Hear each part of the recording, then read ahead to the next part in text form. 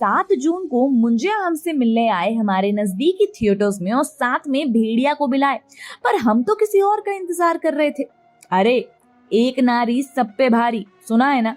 यही बात उस स्त्री ने भी तो सच साबित कर दी थी। मतलब सो जाओ बेटा गब्बर आ जाएगा, ये कहने के दिन गए, अब सो जा चिंटू पिंटू स्त्री आ जाएगी के दिन आए हैं। पर जिसका इंतजार था और है, उस स्त्री को तो आना ही पड़ेगा सबकी रक्षा करने। पर इस बार डर के साथ साथ वो क्या स्टोरी लाइन लेकर आने वाली है, चलिए इस पे थोड़ा दिमाग खुजाते हैं। पर उससे पहले एक सवाल है। अब देखिए, स्त्री में हमने देखा कि राजकुमार राव के कैरेक्टर विक्की की माँ की तस्वीर 2 बार दिखाई गई और उनके चेहरे पर थोड़ा जोर दिया गया। अब सोचने वाली बात यह है देवी और सज्जनों कि अगर उसकी माँ का इसमें कोई रोल ही नहीं था तो फिर उनके चेहरे पर 2 बार कैमरा क्यों घुमाया गया? और आखिर में जब स्त्री से पर्दा हटाया तब विक्की की माँ की तस्वीर में सिमिलैरिटी जैसा कुछ कुछ होता है। तो क्या आप भी वही सोच रहे हैं जो हम सोच रहे हैं?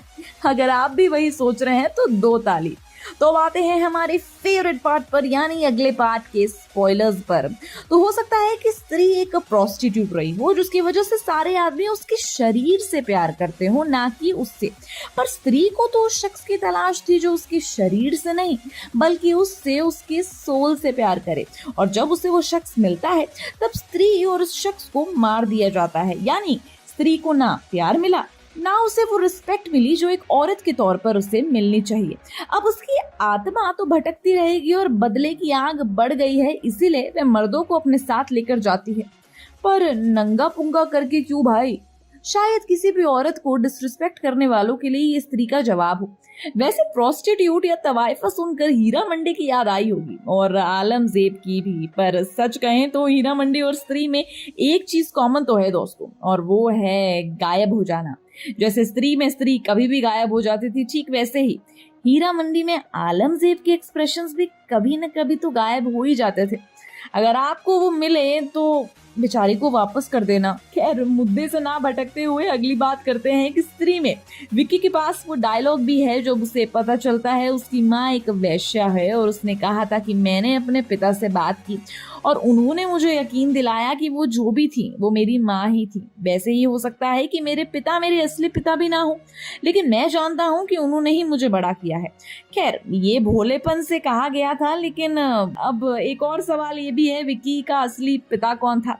वैसे ही अगला पार्ट देखे बिना कहना मुश्किल है, पर यहाँ 2 चीजों की पॉसिबिलिटी है। पिछली बार अगर फिल्म में दिखाया गया शख्स विक्की का असली बाप था तो ये मुमकिन हो सकता है कि उसने अपनी जवानी के दिनों में उस तवाइफ के साथ संबंध बनाया हो। साथ ही एक सीन में उन्होंने विक्की से कहा कि बेटे, मैंने भी अपने जमाने में बहुत से लोगों के साथ दोस्ती की है और इस रिश्ते से उनसे बीच दोस्ती हो गई, लेकिन बच्चे विक्की को कुछ कारणों से वैश्य नहीं पाल सकती थी, इसलिए उन्होंने विक्की को अकेले पाला और फिर कभी शादी नहीं की। क्योंकि एक सीन में उन्होंने विक्की से कहा था कि तुम्हारी माँ से मिलने के बाद मेरा नजरिया ही बदल गया। इसलिए उनके शब्दों से हम ये कंक्लूजन निकाल सकते हैं कि उस वैश्य से मिलने के बाद एक शख्स के रूप में पूरी तरह से बदल गए और उन्होंने कभी भी किसी औरत के साथ दोस्ती नहीं की।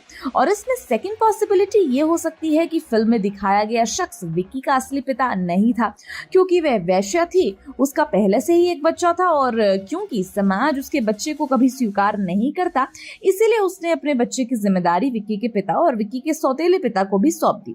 उससे वैश्या के साथ उसका रिश्ता था और उससे मिलने के बाद उसे इन्फ्लुएंस हुआ और उसने अपना मन बदल लिया। पर अभी हमें पॉसिबिलिटी नंबर 1 ज्यादा सही लग रही है। पर अब तीसरा सवाल है श्रद्धा मैडम को लेकर।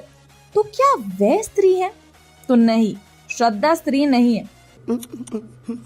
अरे मतलब वो वाली स्त्री है बाबा, बट फिल्म में स्त्री नहीं है। तो श्रद्धा सिर्फ एक और चुड़ैल है जो शक्तियों की भूखी है।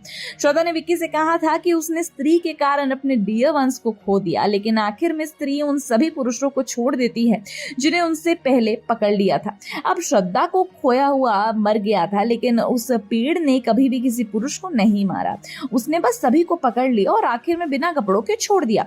स्त्री भी सिर्फ अपने गाँव चंदेरी से पुरुषों को पकड़ती थी और श्रद्धा थी तो फिर स्त्री उस व्यक्ति को कैसे मार सकती थी जो श्रद्धा से संबंध दूसरे गांव का था? इससे ये लग रहा है कि जिसने स्त्री से शादी की और गांव वालों ने उसे मार डाला, वे श्रद्धा से रिलेटेड हो सकता है। इसीलिए श्रद्धा बदला लेना चाहती है और अपनी शक्ति भी बढ़ाना चाहती है। वो कई बार एक ही स्क्रीन पर दिखाई देती हैं और श्रद्धा स्त्री को विक्की पर हमला करने से भी रोकती है। लेकिन जैसे कि फिल्म में दिखाया गया कि श्रद्धा कोई आम लड़की नहीं है, वह गायब हो जाती है और फिर मंदिर में भी नहीं जाती। इसीलिए वह एक और चुड़ैल होनी चाहिए जो स्त्री को हराने और उसकी शक्तियां लेने के लिए आई है। इसीलिए उसने अपने बाल भी तो काट दिए।